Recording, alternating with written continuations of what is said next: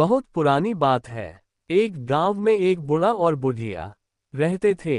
वे दोनों बड़े दुखी थे क्योंकि उनके बच्चे नहीं थे। दोनों कभी कभी बहुत उदास हो जाते थे और सोचते थे, हम ही हैं जो अकेले जिंदगी गुजार रहे हैं। एक बार बूढ़े से बुढ़िया से कहा, मुझे अकेले रहना अच्छा नहीं लगता है, क्यों न हम एक बकरी को घर ले आए। उसी दिन दोनों हाट में गए और एक बकरी खरीद कर घर ले आए।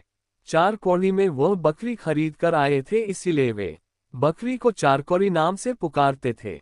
बुढ़िया माई बहुत खुश थी बकरी के साथ।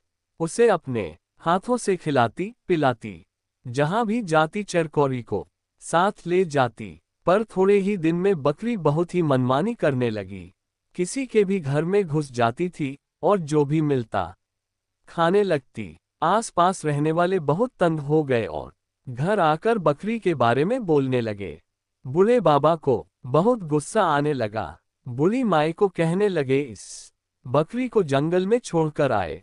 बुढ़िया ने कहा, ये क्या कह रहे हो, ऐसा करते हैं राउत के साथ उसे जंगल में चरने के लिए भेज देते हैं। बकरी चराने वाले राउत के साथ बकरी जंगल जाने लगी, लेकिन थोड़े ही दिन में राउत भी बहुत तंग हो गया। 4 कौड़ी उसका कहा जो नहीं मानती थी।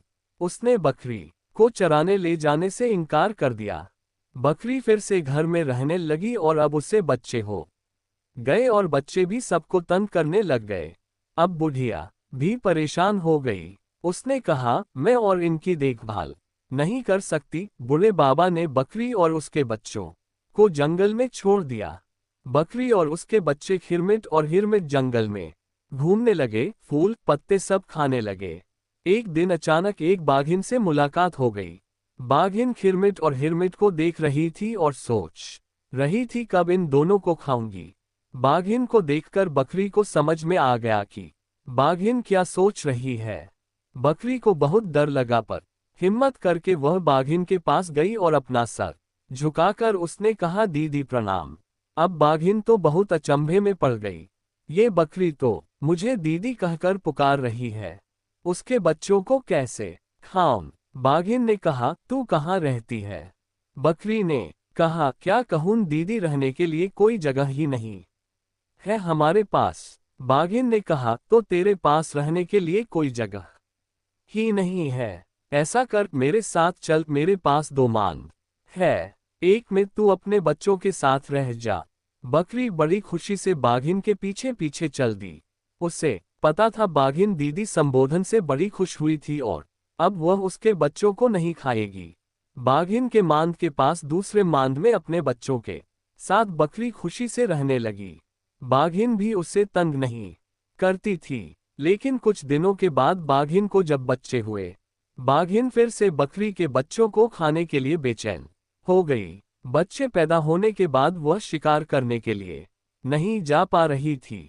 भूख भी उसे और ज्यादा लगने लगी थी। बकरी बाघिन के आंखों की ओर देखती और मन ही मन चिंतित हो उठती। वह बाघिन के पास जाकर दीदी दीदी कहती और बातें करती रहती ताकि उसकी आंखों के भाव बदल जाए। बाघिन उससे कहती, मेरे बच्चों का कोई नाम रख दो। बकरी ने ही कहा, एक का नाम 1 कांटा, दूसरे का नाम 2 कांटा।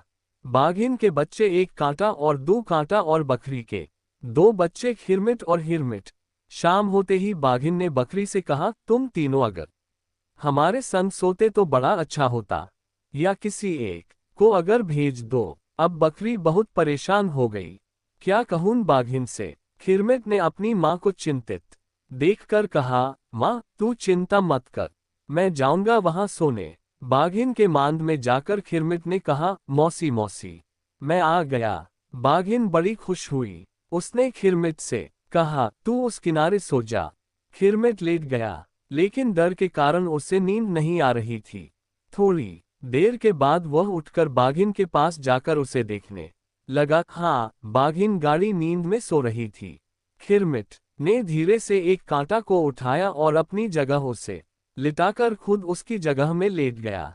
जैसे ही आधी रात हुई, बाघिन की नींद खुल गई। वह मांद के किनारे धीरे धीरे पहुंची और आंखों तब भी नींद रहने के कारण ठीक से नहीं देख पा रही थी, पर उसने तुरंत उसे खाकर सो गई। जैसे ही सुबह हुई, खिरमिट ने कहा, मौसी, मैं अब जा रहा हूँ। बाघिन चौंक गई, खिरमिट जिंदा है तो मैंने किसको खाया? वह तुरंत अपने बच्चों की ओर देखने लगी। कहाँ गया मेरा एक कांटा?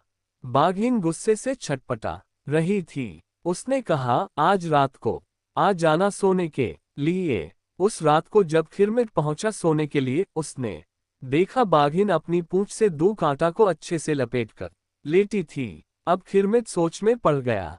बाघिन ने कहा, जा उस किनारे जाकर सो जा। खिरमिट उस किनारे जाकर लेट गया, लेकिन उसे नींद नहीं आ रही थी। वह धीरे से मान से बाहर आ गया और चारों ओर देखने लगा। उसे एक बड़ा सा खीरा दिख गया। उसने उस खीरे को उठाकर मांद के किनारे पर रख दिया। अपनी माँ के पास चला आया और खुद सुबह होते ही खिरमिट ने बाघिन के पास जाकर कहा, मौसी, अब मैं जा रहा हूँ। बाघिन उसकी ओर देखती रह गई और फिर उसे डकार आया कि तो खीरे का डकार आया तो इस बार मैं खीरा खा गई। बाघिन बहुत गुस्से से खिरमिट की ओर देखने लगी। खिरमिट धीरे धीरे मान से बाहर निकल आया और फिर तेजी से अपनी माँ के पास पहुंचा। दाएं दाएं, अब बाघिन हमें नहीं छोड़ेगी, चलो जल्दी चलो यहाँ से निकल पड़ते हैं। बकरी खिरमिट और हिरमिट को लेकर भागने लगी।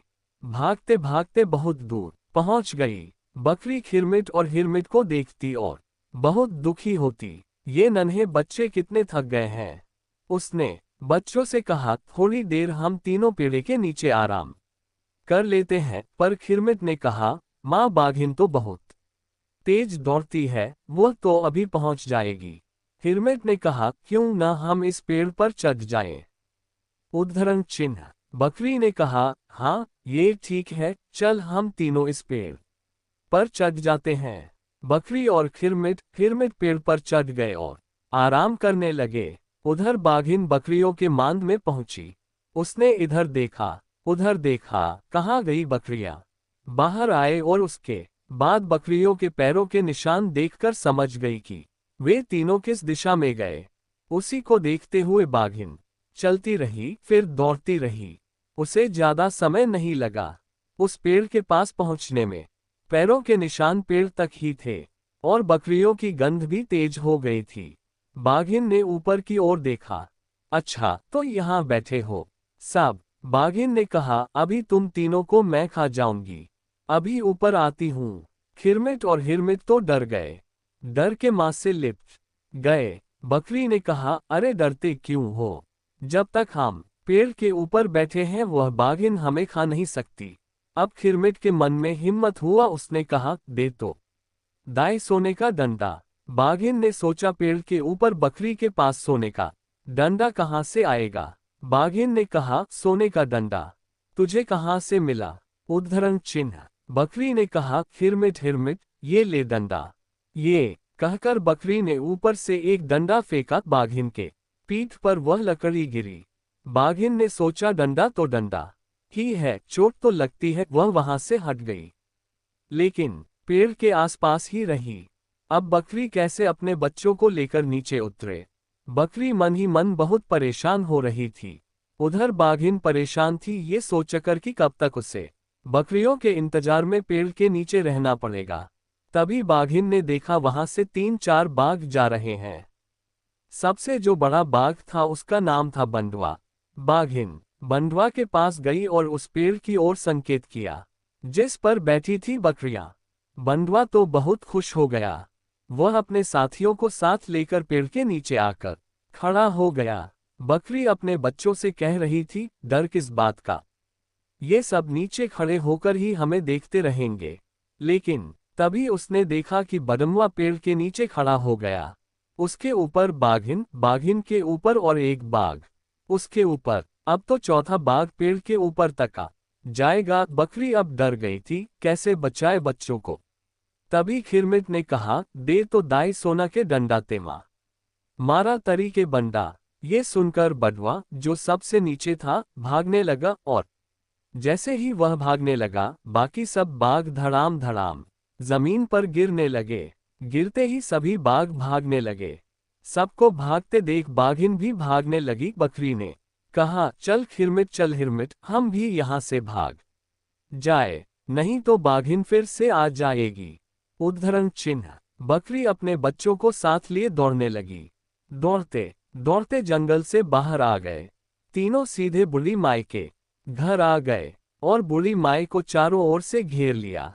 बूढ़ी माई और बूढ़ा बाबा उन तीनों को देखकर बड़े खुश हुए। अब सब एक साथ खुशी खुशी रहने लगे।